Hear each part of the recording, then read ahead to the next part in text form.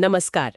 आज हम Dale Carnegie की मशहूर किताब मित्र कैसे बनाएं और लोगों को कैसे प्रभावित करें, इस पर थोड़ी गहरी चर्चा करने वाले हैं। जी हाँ। हमारे पास किताब के कुछ अहम हिस्से हैं जो इसके सबसे दमदार विचारों को सामने रखते हैं। बिल्कुल। हमारा मकसद है रिश्तों और प्रभाव डालने की कला के उन नुस्खों को समझना जिन्हें हम रोज इस्तेमाल कर सकें। हाँ, जो प्रैक्टिकल हो।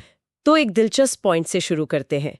कार्नेगी का पहला सिद्धांत, आलोचना मत करो, निंदा मत करो, शिकायत मत करो। ये सुनने में थोड़ा अजीब सा लगता है ना? हाँ, मतलब बिना टोका टाकी के काम कैसे चलेगा? हाँ, ये सवाल तो आता है मन में।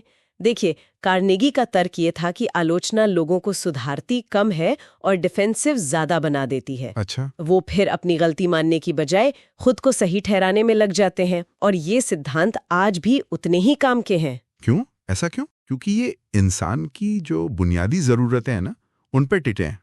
हम सब चाहते हैं कि हमें इज्जत मिले, हमारी सच्ची तारीफ हो, हमें कोई समझे। सही बात है। ये जरूरतें थोड़ी बदलती हैं वक्त के साथ। बिल्कुल। तो ये पहला पिलर हो गया, आलोचना से बचना। पर मुझे लगता है इसका मतलब ये तो नहीं कि गलतियों को अनदेखा कर दे। शायद बताने का तरीका अलग हो। हाँ हाँ, बिल्कुल सही पकड़ा आपने। मतलब सीधी आलोचना वो अक्सर नाराजगी ही पैदा करती है, जैसा आपने कहा।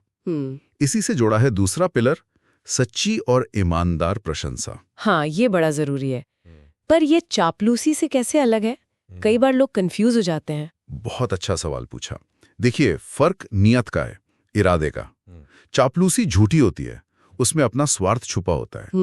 सच्ची प्रशंसा दिल से आती है, जब आप वाकई किसी के अच्छे गुण या काम को पहचानते हैं तब करते हैं। अच्छा। ये इंसान की वो गहरी जरूरत पूरी करती है कि हाँ, मुझे देखा जा रहा है, मेरी कद्र हो रही है। सोचिए ना, पिछली बार जब किसी ने आपकी सच्ची तारीफ की थी, कैसा लगा था? हाँ, अच्छा तो लगता है, ये बहुत अच्छा लगता है। बस वो एहसास ही इस सिद्धांत की ताकत है। हाँ, ये बात तो है। ठीक है, तो नेगेटिविटी से बच लिया, सच्ची तारीफ भी कर दी।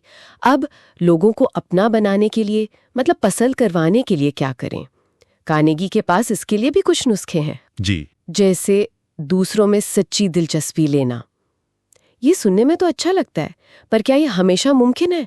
मान लीजिए कोई बहुत उबाऊ बातें कर रहा हो। देखिए, ये मुश्किल हो सकता है कभी कभी, लेकिन कार्नेगी का इशारा सिर्फ बातचीत के टॉपिक तक नहीं था। अच्छा। दिलचस्पी उस इंसान में होनी चाहिए, उसकी फीलिंग्स, उसके अनुभव, उसका नजरिया क्या है।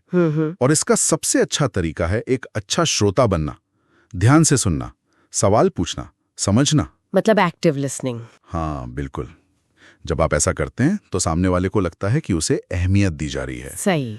और इसी से जुड़ी एक और छोटी सी पर बहुत पावरफुल बात है, किसी का नाम याद रखना। ओह हाँ, ये तो मैंने भी पढ़ा था। कार्नेगी इसे किसी भी इंसान के लिए दुनिया की सबसे मीठी आवाज कहते हैं। नाम याद रखना दिखाता है कि आप उस व्यक्ति को एक इंडिविजुअल की तरह देख रहे हैं, भीड़ का हिस्सा नहीं। बिल्कुल।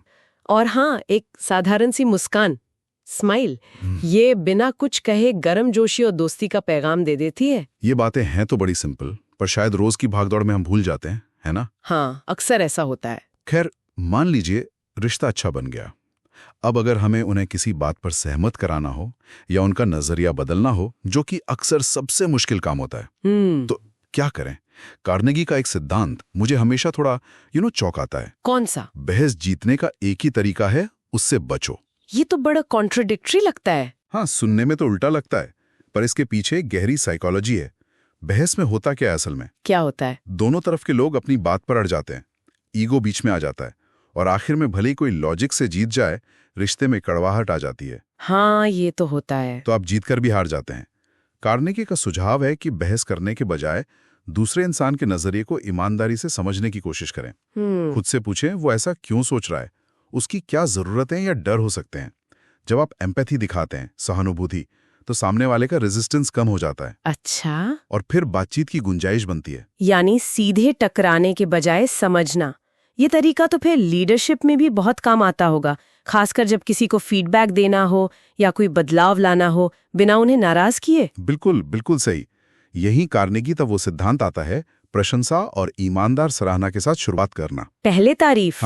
हाँ, जब आप किसी की आलोचना या सुधार करने से पहले उसके अच्छे कामों की तारीफ करते हैं, तो एक पॉजिटिव माहौल बनता है। इंसान को लगता है कि उसकी कद्र है, और फिर वो आपकी बात सुनने को ज्यादा तैयार होता है। सही है। और एक और बहुत जरूरी बात, दूसरे व्यक्ति को शर्मिंदगी से बचाना। हाँ, ये बहुत जरूरी है। अगर किसी से गलती हुई भी है तो उसे ठीक करते वक्त उसकी इज्जत बनाए रखना जरूरी है। सबके सामने नीचा दिखाने से सुधार नहीं होता, बल्कि कड़वाहट बढ़ती है। बिल्कुल, सम्मान से बात करना। जी, सम्मान से। इससे रिश्ते भी बने रहते हैं। तो अगर हम पूरी बात का सार देखें तो कार्नेगी का संदेश यही लगता है कि असली असर ताकत दिखाने या हावी होने से नहीं आता। नहीं, बिल्कुल नहीं। ये आता है सहानुभूति से, सम्मान से और लोगों के साथ एक सच्चा इंसानी जुड़ाव बनाने से। बिल्कुल। कुछ बातें जो शायद गांठ बांध लेनी चाहिए, ईमानदारी से तारीफ करें, ध्यान से सुने, बहस से बचें और दूसरों का नजरिया समझने की कोशिश करें। बिल्कुल सही कहा आपने। और अंत में श्रोताओं के लिए बस एक छोटा सा विचार छोड़ना चाहूंगा। हाँ, जरूर। अगर कार्नेगी के बताए इन सिद्धांतों में से सिर्फ एक को चुना जाए, कोई भी एक, और उसे अगले एक हफ्ते तक अपने किसी एक खास रिश्ते में या रोज की बातचीत में पूरी ईमानदारी से लगातार लागू किया जाए, तो क्या बदलेगा? सोचने वाली बात है। इस पर सोचिएगा जरूर।